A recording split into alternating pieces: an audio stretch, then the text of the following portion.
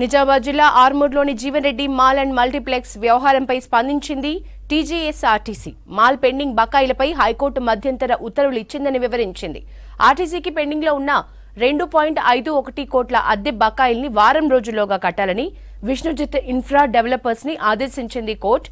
వారంలోగా అద్దె బకాయిలు చెల్లించుకుంటే నిబంధనల ప్రకారం Jeevan Reddy mall and multiplex భవనాన్ని తిరిగి ఆర్టీసీ స్వాధీనం చేసుకోవాలని కోర్టు ఉత్తర్వుల్లో ఉందని తెలిపింది.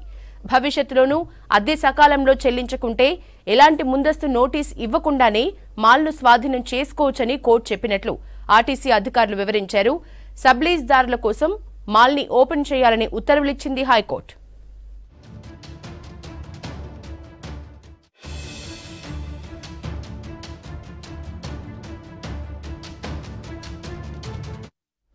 నిజామాబాద్ జిల్లా ఆర్మూర్లోని Jeevan Reddy mall and multiplex వ్యవహారంపై స్పందించింది టీజీఎస్ఆర్టీసీ. మాల్ పెండింగ్ బకాయిలపై హైకోర్టు మధ్యంతర ఉత్తర్వులు ఇచ్చిందని వివరించింది. ఆర్టీసీకి పెండింగ్లో ఉన్న 2.51 కోట్ల అద్దె బకాయిల్ని వారం రోజుల్లోగా కట్టాలని విష్ణుజిత్ ఇన్ఫ్రా డెవలపర్స్ ని ఆదేశించింది కోర్టు. వారంలోగా అద్దె బకాయిలు చెల్లించకుంటే నిబంధనల ప్రకారం Jeevan Reddy mall and multiplex భవనాన్ని తిరిగి ఆర్టీసీ స్వాధీనం చేసుకోవాలని కోర్టు ఉత్తర్వుల్లో ఉందని తెలిపింది.